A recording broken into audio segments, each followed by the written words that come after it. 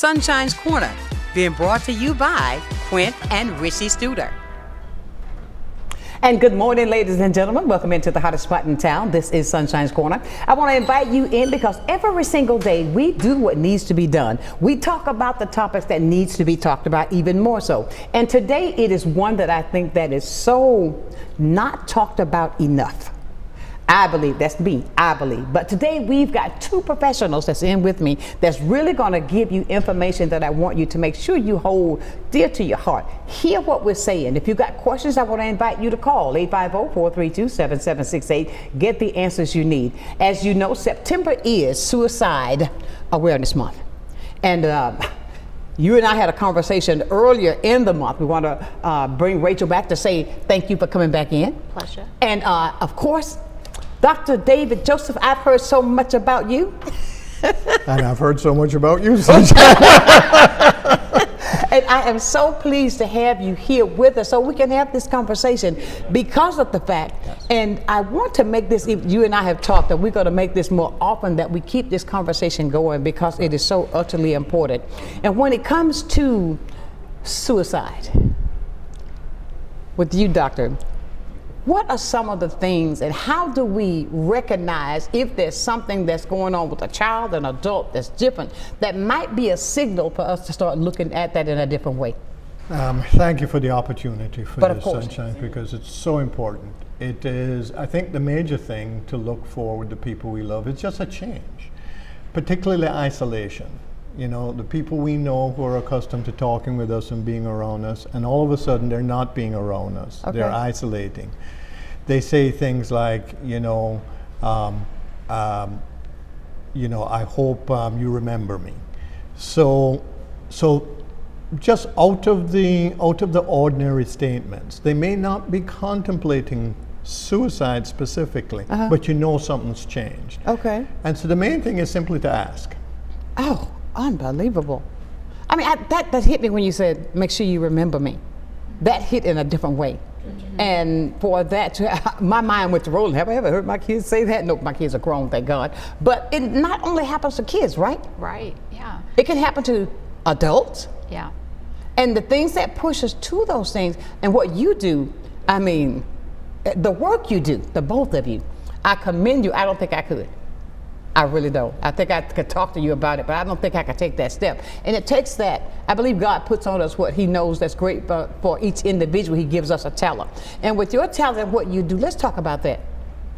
So the Escarosa Suicide Prevention Coalition is a local nonprofit, and the idea behind it is to get all those working in the space of suicide prevention and mental health together so we can coordinate efforts and work together, because when we do that, we leverage our resources, we get the community to become more aware, we are able to get the messaging out, messages of hope, to let people know that they're not alone. Mm-hmm. So it's really important. I think the working together is a super important piece. Absolutely. I want to say to my girl Michelle, I got to say, because she was supposed to be with us today, but she got ill. Mm-hmm. And I just thank God that she's going to have a speedy recovery. We love you, Michelle. And look, get back. She's a fighter. Yes. I mean, she is the example of a strong woman who has been through a traumatic event, and yet working now to aid others, to give them things that can help them through the process. And I know you said how you had worked with her and that she's such a... She's a wonderful person. And I think leaders like Michelle, mothers like Michelle, are an example of what we can do to prevent suicide.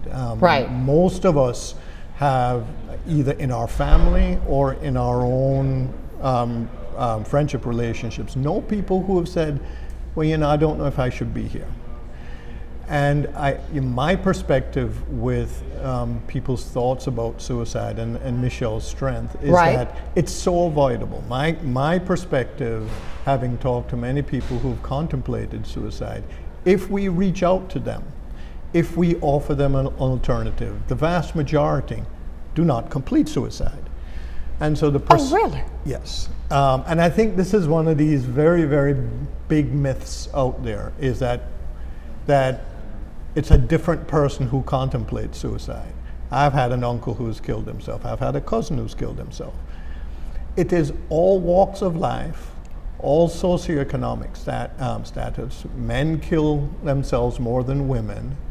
I tell people, if you want to not die from suicide, be an African American woman, because African American women have one of the lowest suicide rates. Women have a lower suicide rate than men. And you have to ask yourself, well, what is it that women, and African American women in particular, have? Why they don't kill themselves? Now, that's where I'm going. I mean, I didn't know that. Yeah, and so there's research going on around that, but the theory is that it's a lot to do with connection, because connectedness is the #1 protective factor for suicide prevention. Really? So if someone is very well connected, and so many times there's a strong community among African American women, and so it's really something important. Now that doesn't mean they don't die by suicide. Of course. It just means that the rate is a lot lower than other populations. Oh, wow. Yeah, and I guess I couldn't even say anything. I mean, you can think about it in terms of women and people who have experienced stuff. Obviously, women experience a bunch of stuff that's not good. yes. And certainly folks who contemplate suicide have had traumas.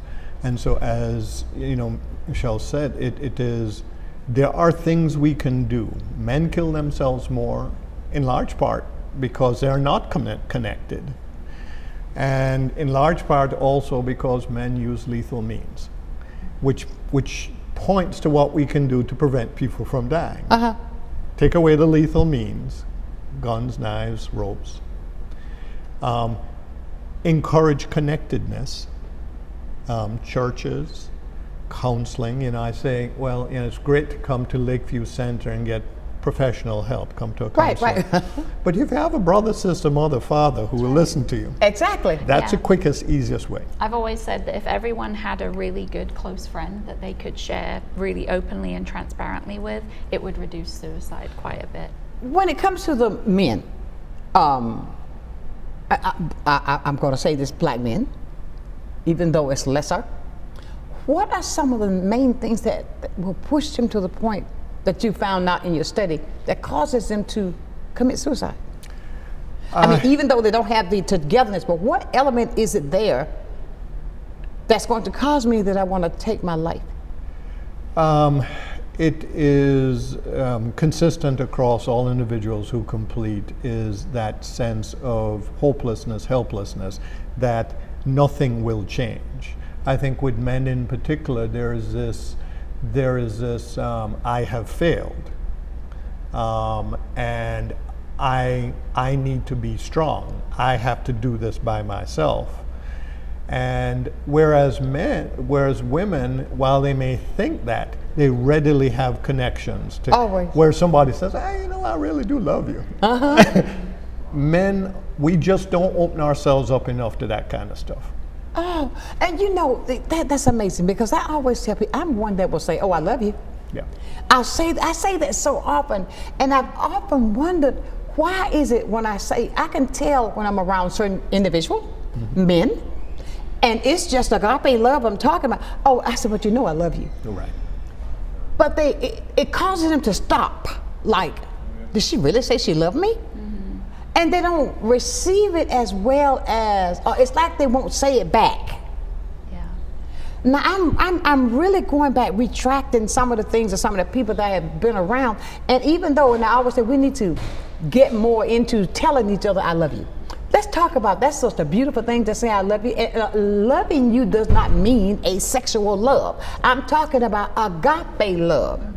And I that's amazing. And I say that often, and I'll say it to anybody, I love you. Are you having a great day? You know I love you. Even when I close my show, I tell them every day, I love you with a perfect kind of love. Doing that for 35 years. And I see what you're saying, that women are so open to be more open with it, connecting with you, to say other things to talk about and not regress with it. When you see these things happening, I heard something else you said, doctor. You said that many try but don't complete.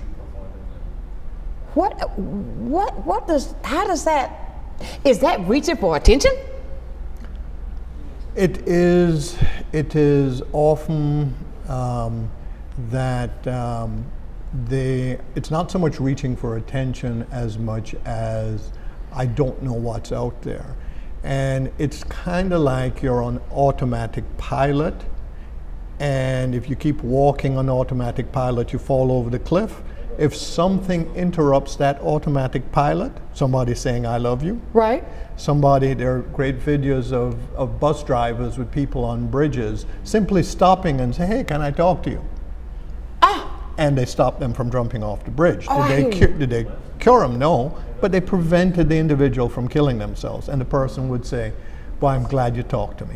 It's almost like people are in this automatic pilot of I feel bad about myself, nobody loves me, I'm not worthy. But when they check in with somebody, they realize that many of those things that we think is simply not true. It's not true at all. Unbelievable. The two with mental health, do they connect? You're more a lot into mental health, right? Talk to us about that, with the connection between the two. Well, there's obviously there's research that shows that there's definitely those that attempt and die by suicide. There's a connection between them having a mental health struggle of some kind. It doesn't mean that everyone who has mental health challenges is going to think Commit of suicide suicide. or die by suicide, but it does increase their risk. So it's one of the risk factors. And many times those that die by suicide were having mental health struggles, sometimes that were undiagnosed or that no one knew about. You know, in my community, when seeking mental health to talk to somebody, a lot of us may think, I say us because I'm not calling any names. They think, okay, I'm crazy, something wrong with me, I'm not gonna go talk to anybody, I don't need to do that. How can we get over that myth? I think the main way to get over that myth is to really understand what mental health treatment is about, counseling is about. I think there's this very, very basic misconception that many of us have, or many people have, that therapy is somebody getting in your business and fixing you. Exactly, you said the right, get in my business. What therapy really is, good therapy, is a guide.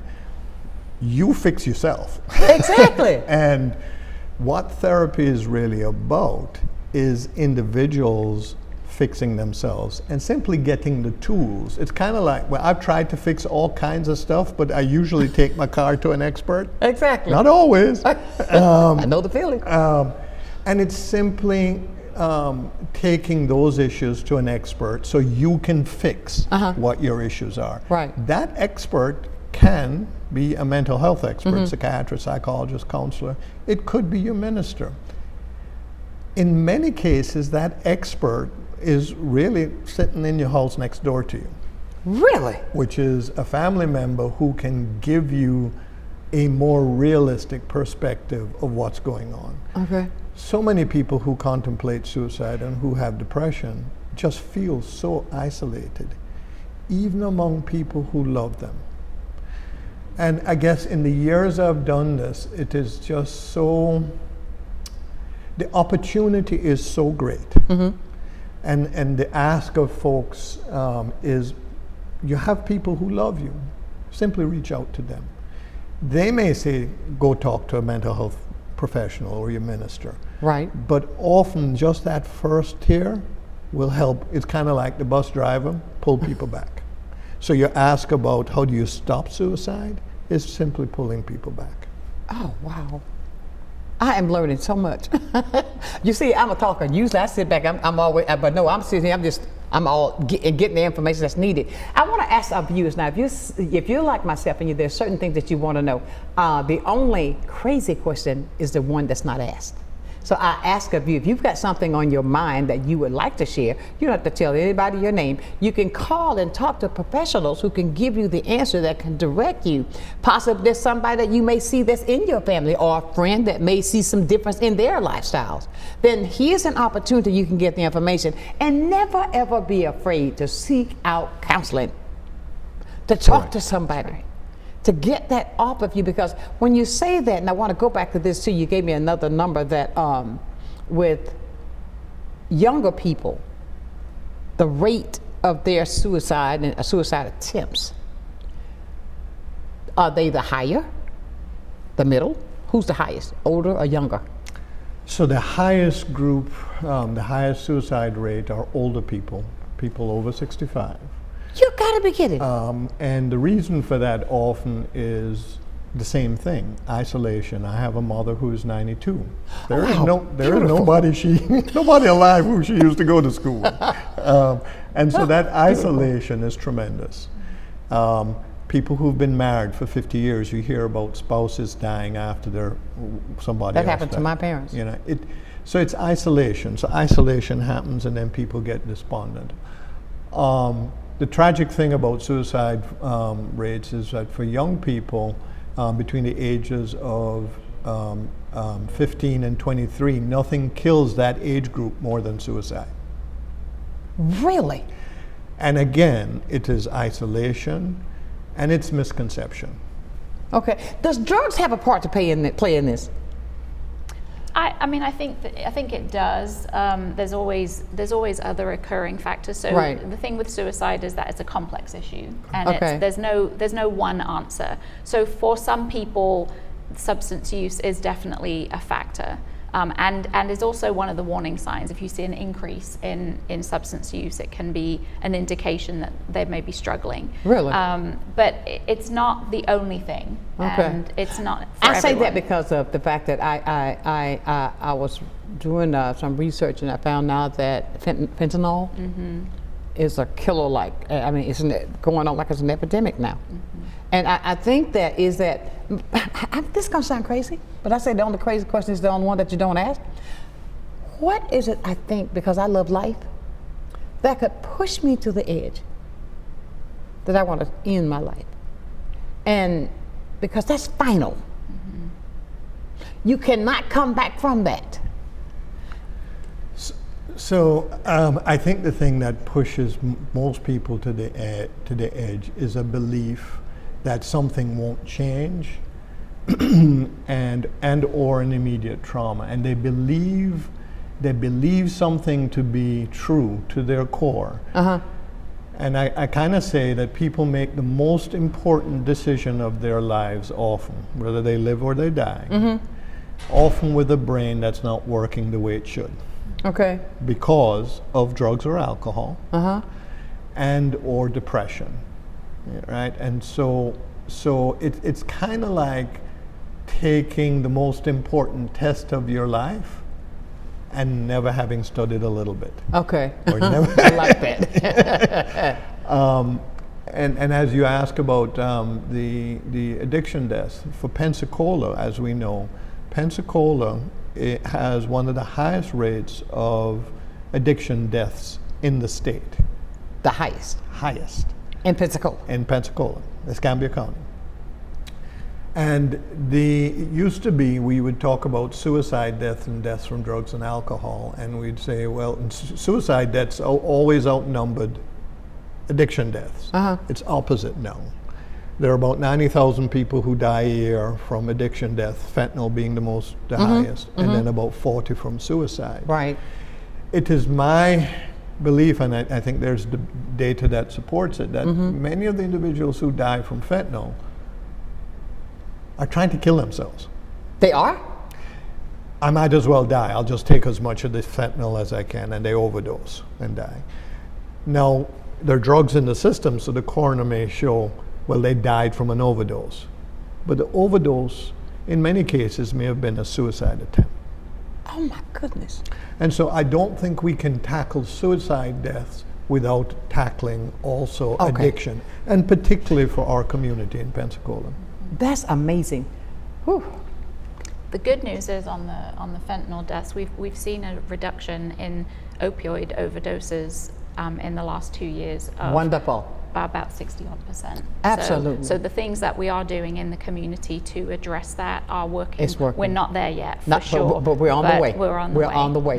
Ladies and gentlemen, we're having a great conversation today. September is Suicide Awareness Month, and we have two fantastic guests today. I want you to be a part of the conversation. Educate yourself. Knowledge is power. 850-432-7768, and we'll be back with more right here on Sunshine's Corner.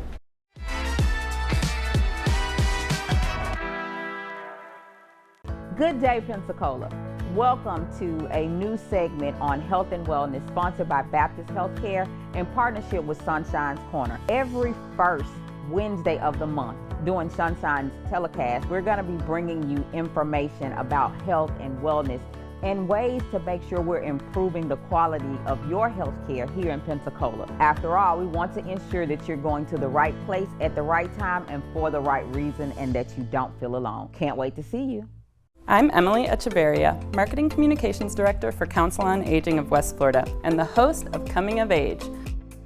Watch our show to find out what we're doing for our seniors and their families, and hear from area experts and local business owners about their programs and services.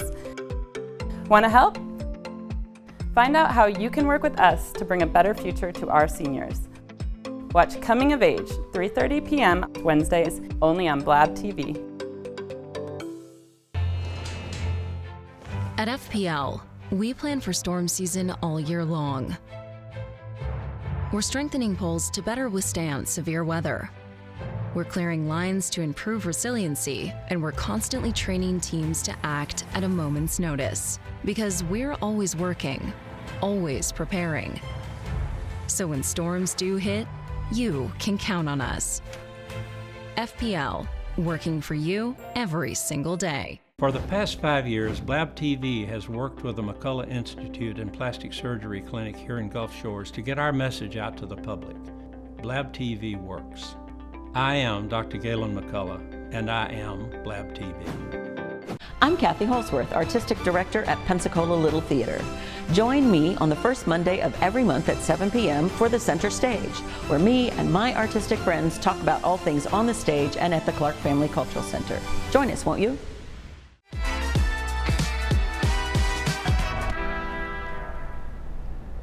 And welcome back to a great conversation today here at Sonshine's Corner. I try my best to get things that are most beneficial for the community. Knowledge is power. I say that every day. Now, when we share this knowledge, there are things that you will be able to incorporate into your life that you will automatically see that you weren't thinking of, that can be an avenue to help somebody else. And if we can bridge that gap to let, I think when we talk about love, love is such a powerful. It is so powerful. If we would learn to use love for what it really is, I think that we can save and help so many others. Even when I'm finding out the things with everything, it all comes back to that connection, that avenue, that we have to have that communication to know that we are there. And seemingly, I'm just going to say something, but the black girls got it. I'm just saying.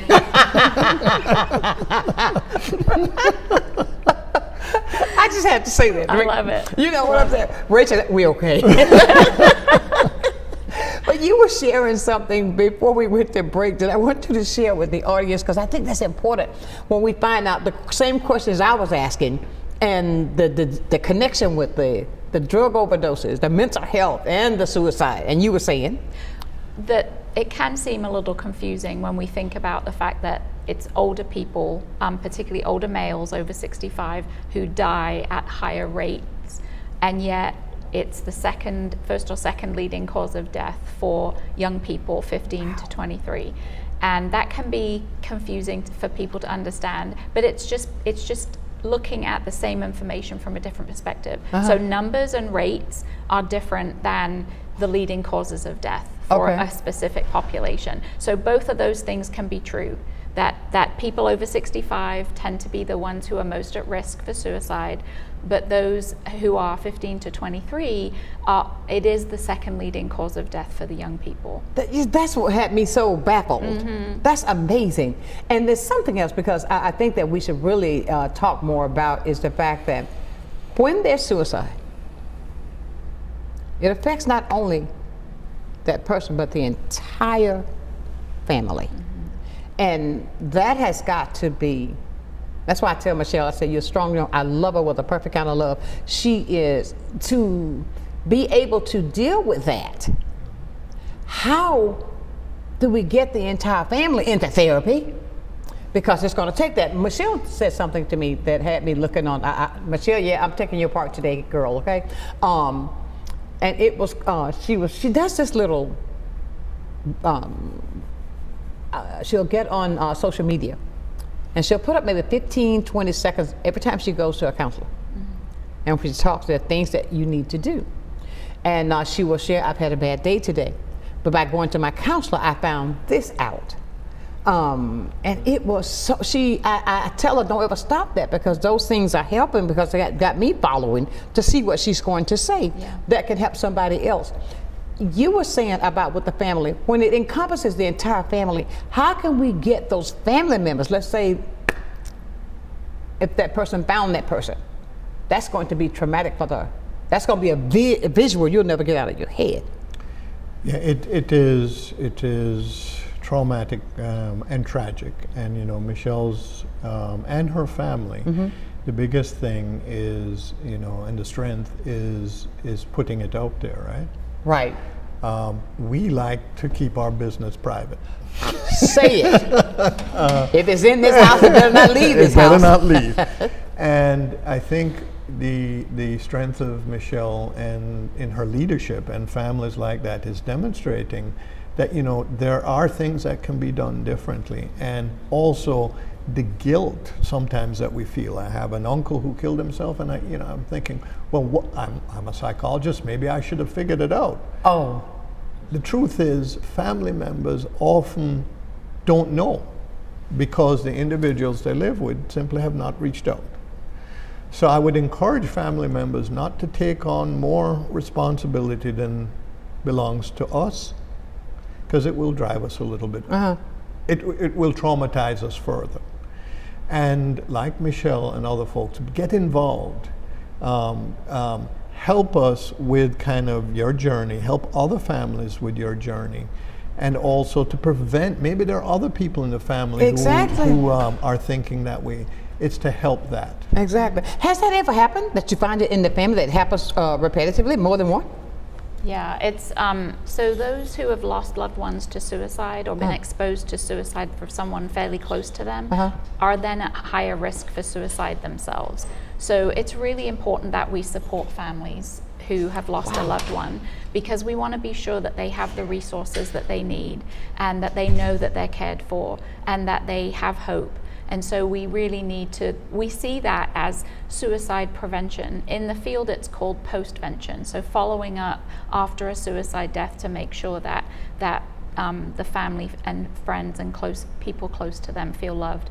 And it's actually something that Michelle and I are working on. We're creating a loss survivor network in the community for those who have lost loved ones to suicide, so that we can connect those people with other loss survivors, because there's also this sense of, wow, I'm not alone in this. Absolutely. And that helps reduce their suicide risk. And we're hoping to provide them with ways to be able to take action to make a difference in the community to help prevent suicide. Absolutely. And the thought that I'm having right now, it has to be a need there that's really, really a great need, because of the fact, when I think that if it's set aside for an entire month to recognize that that problem is there, then we as a community, just as you and Michelle, you as well, Dr. Joseph, doing things so that we can help with those who are, and do some preventive measures. Let's educate ourselves. Let's not be afraid to learn.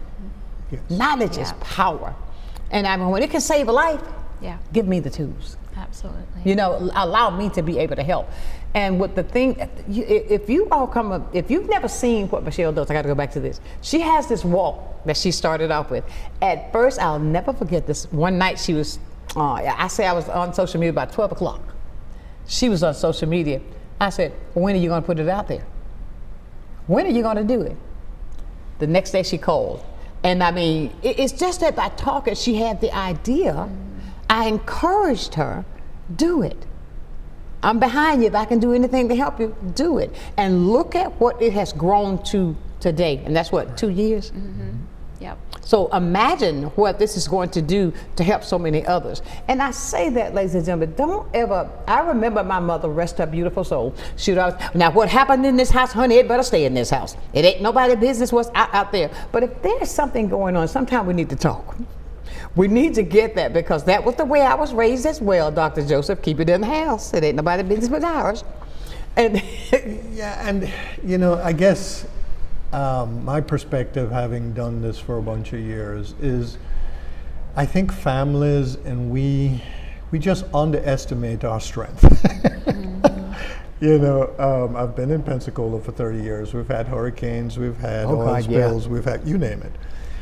And what I've found in talking to people who have contemplated suicide, families who have dealt with it, is the capacity for us and for people to heal themselves, and resiliency, right? The capacity for for people to bounce back.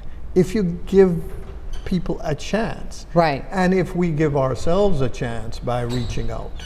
Sometimes, as I say, it's your minister, sometimes it's your family, sometimes it's mental health, and often it is the substances also, getting treatment for both at the same time. Okay. That dramatically increases the likelihood you'll feel better and not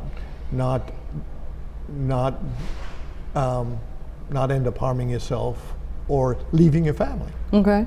Can you talk about the role of neurobiology and trauma in suicidal behavior?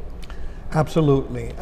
So depression is, people think of depression as a weakness, a quote, I'm crazy, as you said, Sonshine. What depression is it's a brain disorder. It's a brain. Alcohol is a central nervous system depressant. It doesn't make us depressed, but it pushes us down, which is why I said we shouldn't drink too much. Drink a little bit, but not too much. And so it's really brain stuff, right? And I guess this is part of the way for people to unhook themselves from something is wrong with me. Is our brains are susceptible to how we eat, how we exercise, things we expose ourselves to. If we help get our brains healthy, we exercise, we tell people that we love them. Yeah. Interestingly, one of the most corrective things to do is to laugh. Even if you pretend laughing, and people can try it out there, pretend laughing for 2 minutes. You'll actually feel better after you pretend laughing. Really? And that's a brain issue. That is how our brain works. We think positive things, we do positive things, we actually start feeling positive. Unbelievable. The mind is a terrible thing to waste. And we would go to a doctor if we had something going on with us physically that wasn't we weren't feeling good. If we break our leg, we're not going to walk around with a broken leg. We're going to go get it taken care of. It's no different. What we're doing here is reducing stigma so that people can feel comfortable going to seek help and treatment and get the help that they need for things that are completely normal. Absolutely, absolutely. Ladies and gentlemen, I can sit here and talk to them all day. Look, but we got to go take a break. I'm coming, Stephen. But listen, these questions that we're discussing today are so prevalent to the community, and for you especially. I'm talking to you too. So stay right where you are. 850-432-7768. If you've got a question, call, be a part of the conversation right here at Sunshine's Corner.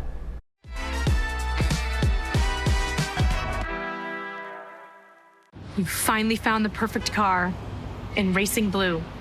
You even got them to throw in the LED fog lights for free. Auto Owners insures your car because some people never learn to parallel park. That's simple human sense. Ask the Messick Insurance Agency in Pensacola if Auto Owners make sense for you. Keep going, more. No, stop!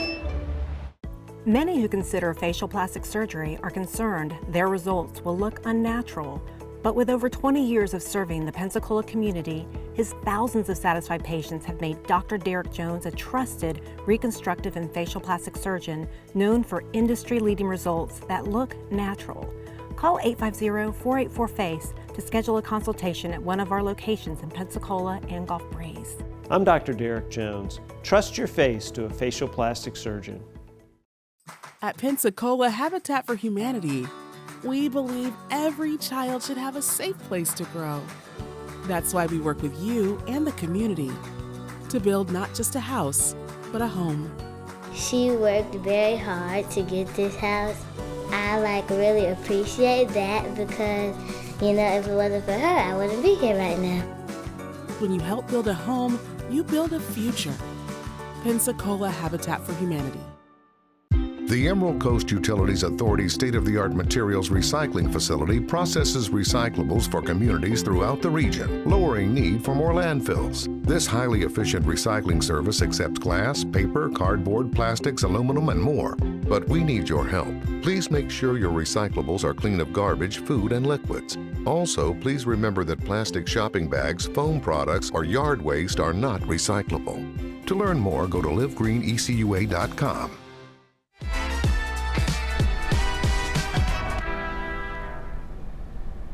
And welcome back to the hottest spot in town. I tell you, I am being educated, so today I'm gonna have to come get me a job down there and work with Dr. Joseph and over. We'd love to have you. No, I gotta go, Doc. Gotta go. Let's go to the phone. We got a question. Good morning. Good morning, Sunshine. How you doing? I'm doing wonderful. Yeah, I have a comment and a question.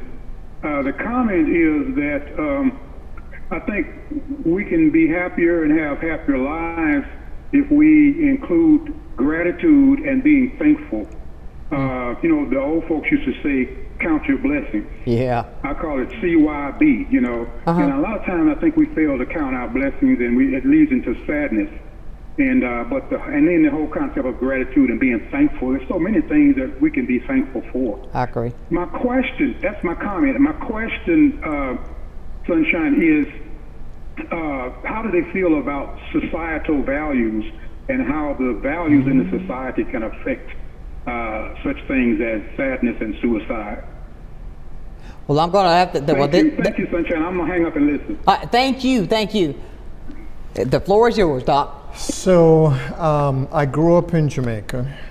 It's a small country, and values in a small country are kind of like the values in many places in the United States, where you can touch people every day and everybody knows you and your family. This idea of connectedness is easier. I think as societies become more disconnected, and to the caller's point, the values change and you become disconnected, and especially if what's happening, I think, across the world, not only the United States, where people are often more connected is online. So when we think of society, in the old days we think about our church, our community, people I walk and see. For a lot of folks now, their world is actually a bubble. Often a bubble, or often enough a bubble that's an unhealthy bubble, outside of the people that you sometimes live with. Right. And so I think to the caller's question, and I think point, is societal values about what is good or bad, what is acceptable and not acceptable, how good you are, is incredibly important. Who knows more about you than the people who live with you? Exactly. Other than these people in a bubble. So I would strongly encourage folks to open their bubble and not isolate. Yeah. Exactly. Yeah, and I think, earlier we were talking about the fact that suicide is a complex issue. Right. So there are things that happen on an individual level that impact someone. There are things that happen on a family level that impact someone, and there are things at community, and then thinking wider out into the whole culture, right, the society. So to the caller's point and question, yes, absolutely, societal values do impact people. Now, the impact that they have depends on the person and some of their other experiences at the other level, but they absolutely do impact people. And also, to his great point about gratitude, there is a huge body of research that actually proves how important gratitude is. There's a reason that gratitude journals are so popular now, and that is because they work. If we can tap into gratitude and thankfulness, and not just in November at Thanksgiving, but every day, exactly, then we can really find, that's actually a really powerful tool. It can transform our brains. I agree with that 100%. I mean, because every day is the thankfulness to get up, to move around. Don't just wait till that day. I agree. And Dr. Joseph, now I know, I was wondering about the accent. Now I got it, you said. I also grew up in a small country. Yeah, I think I asked you the first time I asked you. I said, I just love the accent. I mean, but it is so, The knowledge that we're receiving today, and with the callers, with the questions that was asked by my dear friend Hazem, ladies and gentlemen, what we're learning today is something I think that's so valuable. And when you get this free, use it. Don't be afraid to call Dr. Joseph or set up an appointment. How can they reach you, Dr. Joseph? So I'm the clinical director at Lakeview Center, and I would encourage folks to call Lakeview Center. Lakeview Center's central registration number is area code 850-469-3500. We have our mobile response team that can actually come out and help. So people can you can call them and they'll come into your home and talk to you. Or you can talk to them over the phone. You said mobile health. Yes. Talk about that. I didn't know about that. So mobile behavioral health, I think counteracts a little bit. We don't like people in our business. So we might be more ready to talk to people if they're in our living room, on our grounds, or on our telephone. Familiar territory. A familiar territory. So I strongly encourage folks who don't want to come into a place, call our mobile response number. I can actually give that number, which is 866-517-7766. But again, my whole message is connectedness. Connect with Lakeview. Lakeview has been around for many years, and we have wonderful psychiatrists, psychologists, therapists, addiction, mental health treatment. But if you don't connect with Lakeview, connect with somebody. Exactly. Exactly. No doubt. Well, how does treatment differ from adolescent versus adults struggling with social thoughts? I mean, and that can revert them to want to be suicidal. So, as every mother and father who is listening in the audience, kids are different. Oh, yes, they are. Children are not small adults, right? Children don't have brains that have fully developed. And children respond to things very differently. There is research, how we as adults tend to interact with children is we tend to tell children, this is what you got to do, you're the baby in the family. Mm-hmm. In other words, we have this one-up way of talking to children and adolescents, and you all know how well that goes. Not so good. Not very well at all. Okay. And so in adult therapy, but particularly in therapy and treatment with children and adolescents, it really needs to be a collaborative thing. Okay. You and me. Mm-hmm. So what do you want? Well, I want to spend all night out on the town. Well, I know that's what you want. Here's what I want, for you not to die on the town. Exactly. How can we come in between? Exactly. It's a collaborative process. And I think that I'd encourage parents to resist always, it's my way or no way. Okay. Okay, so it's more collaborative. Okay, but I think that I'm not, this is me, because my kids are grown, but I've been there, done that. They'll try to negotiate with you and try to get you, they'll try to play on your heart to make you, well, you didn't do that, I could do this, so I could do that. My thing was, oh, really? Yeah, so I'm one of 5 children, and I don't know how collaborative my parents actually were. I know but they were great parents. Right. And as all parents know, no 2 children are the same. Exactly. And so I guess the message is try and understand the strengths of each child and each adult. Use those strengths for them. And that's what I mean by collaborative. Of course. Of course. And I'm reverting back. It was 8 of us. Yeah. But my mother knew each and every personality and how to handle each one of us, but she kept us on that straight and narrow. And I mean, I often wonder, I said, Mother, how do you do it? But she had that. And we talked. And I think also a lot of the family values that we grew up with, they don't have them anymore. Even just sitting at the table having dinner together. When you see that now, everybody's in a different room. I want this, I want that. In my mother's house, okay, dinner's ready. We are going to sit at the table. What did you do today? Do you understand what I'm saying? Absolutely. And the love was so strong there. We thought we were the richest persons on the world because it was filled with love. Mm-hmm. Yeah.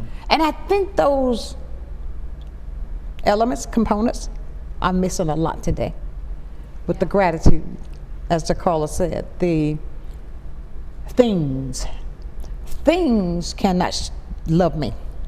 And I think a lot of people put too many emphasis on things and not on this real thing that you can't see, but you can feel it everywhere you go. I believe if that was incorporated a lot more to get and I'm saying this because this is the way I feel and the way I was brought up. Love is a strong connection. And when you've got those values, I know that we've learned, we've elevated, we're growing, but I don't think the values and the morals should have changed. I believe that has stayed there. Sure, elevate yourself and grow with the times. It's 2025, but that strong value that was instituted with me and my family is still there. Nobody went to jail. Nobody got in trouble because there was so much love. We knew it. I think Dr. Rachelle, how about to say Rachelle again? That's a girlfriend. I got to tell you about that story. Okay. But is that a link when you say about the love and the gratitude? I think if we could get people to understand that, to come talk to you, to learn that those things are elements that work. Yeah, they work, and I guess I think many of us who have a little bit of gray hair may echo what you say, is that it feels different today than it did yesterday. Yes, it does. Okay. And you have to ask, well, why does it feel different? What was different then? The difference then is if you wanted to talk to somebody, it had to be around. There was no cell phone. There was no internet. And I'm not blaming I'm not blaming the internet. Mm-hmm. These can also be tremendous tools for recovery. But it is who influences you or the people you love. In the past, your family of 8, it was your family who influenced you. Exactly. And I think the thing to the audience is be aware of what the people are, who is being influenced, who is influencing the person you love most. And it often is not the family, who have great and this is where some of the embarrassment comes. People contemplate suicide or do something, or say, well, he's from my family. Yes, but he or she's getting stuff from outside. Mm-hmm. Help them come back to might be what the family values are, the community values. I agree. Mm-hmm. I agree. Yeah. Ladies and gentlemen, we have a great conversation. I tell you, bring it back home. Home is where the heart is. We're talking with Dr. Joseph and, of course, my girl Rachelle, and we are having such a great conversation that I could sit here because I'm learning, and I want you to be just as aware of what we're talking about. 850-432-7768. If you would like to talk with them, you are most certainly welcome right here on Sunshine's Corner.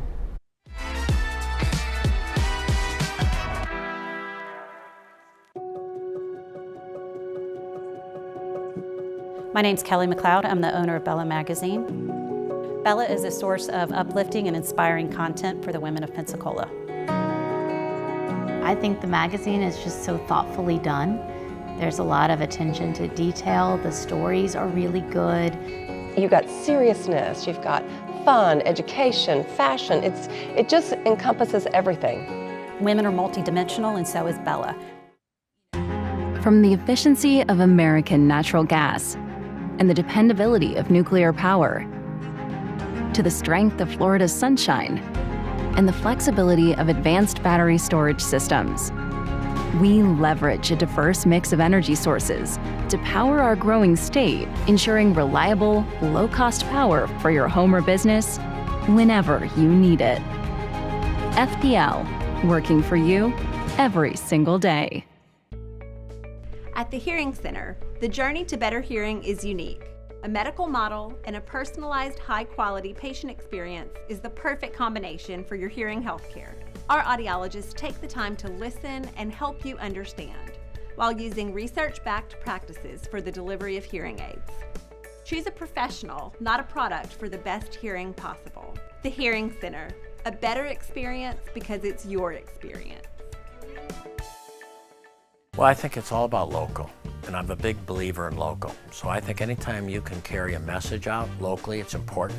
And I think it's anytime the person that delivers the service can also deliver the message, which is unusual. You have the people that actually deliver the project doing the talking, and I think that's a huge difference, and really makes a huge value difference for the consumer. So I'm really just so grateful that we have this local opportunity with Blab TV. My name is Quint Studer, and I am Blab TV. Here we go. And welcome back to the hottest spot in town. It's just as I was telling Raquel and Dr. Joseph, this hour has gone by so fast because I've even leaned back and I've relaxed more because I'm getting so much knowledge. But we were talking about the normalization of getting rid of the stigma about therapy. And I want people to understand, and you said something that was, sometimes, you come in to think you got the problem. You don't, the problem, you help a therapist sometimes. But just open it, I'm just saying this is life. And that's real. Go ahead, what you gonna say? Yeah, Doctor? so I have done therapy. I've had I've been in therapy. If it were up to me, we would all be in therapy. Exactly. The therapy is not about fixing a problem or that we're broken. Therapy is actually growth. That's why I say we should all be in therapy. It's an opportunity to see our blind spots. I've been married 30 years. My wife sees all my blind spots. I'm very grateful for her. But in a way, marriages are sometimes like therapy, right? Because you can talk, but it is to see those blind spots. And sometimes, in good therapy, actually the therapist learns something from the person who supposedly is in therapy. Okay. Because it helps us understand, well, here's what really helps somebody. Here is a strength that this person has. I wonder if there's somebody else I was talking to that I never thought about before has a similar strength. Okay, I got it.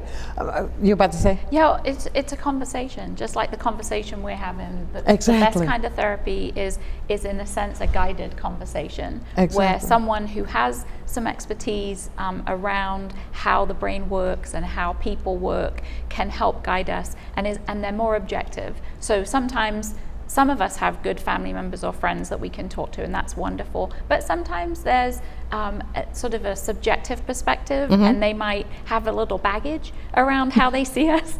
And so by going to a therapist, we're able to go and talk to someone who doesn't know us, and they're able to be a bit more objective. And in that we can learn, we can grow. Absolutely, it's a wonderful experience. I've been in therapy myself, and I wouldn't trade it, and I wish I could be in it all the time too, and encourage everybody else. I'm like Dr. Joseph. Everyone could benefit from therapy. We should all be in therapy, and I would encourage folks who are saying, "Well, I don't know. I don't want people digging in my stuff."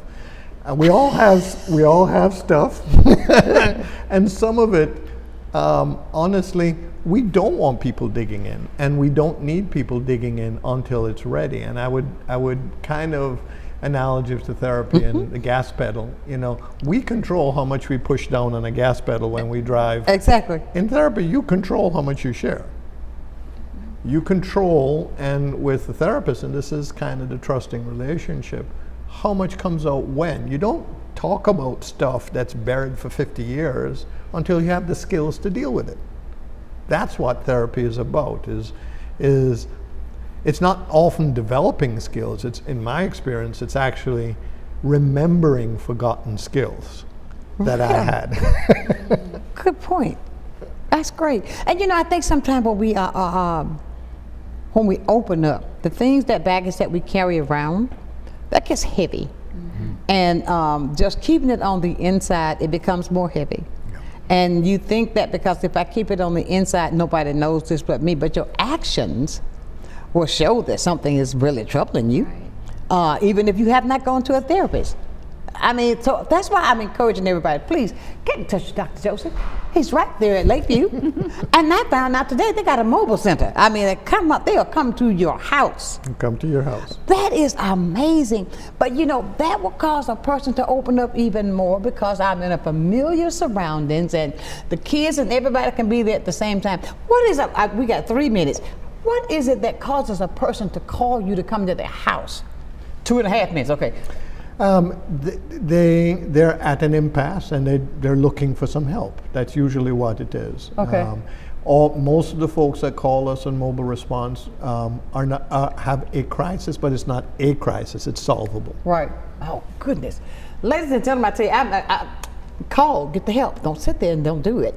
What's that number again? The number is 866-517-7766. Now, And if they want to call you to get an appointment to talk to you, if you want to call Lakeview, you can call me, but and I'll give you the number for is 850-469-3500. And I'll give Michelle my cell phone. So there you go. I mean, and with you, I can't thank you enough, Raquel, for coming in, because we're going to keep this going, because I think the more we talk about it, the more people will become more relaxed to reach out to get the help that's needed in the community, and people that are around you that's going through things that need the help, you know? And I love the fact that when you talk about things, we're not putting your business out there, you're just taking care of you're just releasing some of that pressure that's on the inside, that you've been holding up, that can cause some things to get that brain to thinking something else. Absolutely. Be mindful of who you're around. I'm like this, I do not like to hang around toxic people. I want positivity. Positivity brings on positivity. I cannot thank you enough. We got to do this again real soon. So when I get to bugging you a lot, Doctor, it's me. Thank you for the opportunity. Okay. It's been wonderful. And we are going to keep this going. Okay, Raquel? Yes. Thank you so much. Ladies and gentlemen, it has been a fantastic day. The hour went by so fast. Now remember, this show will be aired again this afternoon at 6 o'clock. So we can tell everybody, if you want to get some powerful information, tune in at 6 today and listen to what the doctor says. And listen to what causes that mentality, that mental process that it goes through to get you where you are. Gotta go, but I'll leave it as I do every day. Never, ever, ever lose your focus. Always remember to keep God first. I guarantee you're gonna be a total success. So until tomorrow at 9 o'clock for another day of sunshine, know that I love you with a perfect kind of love. Keep shining while I'm gone, and have a great day. Sunshine's Corner, being brought to you by Quint and Richie Studer.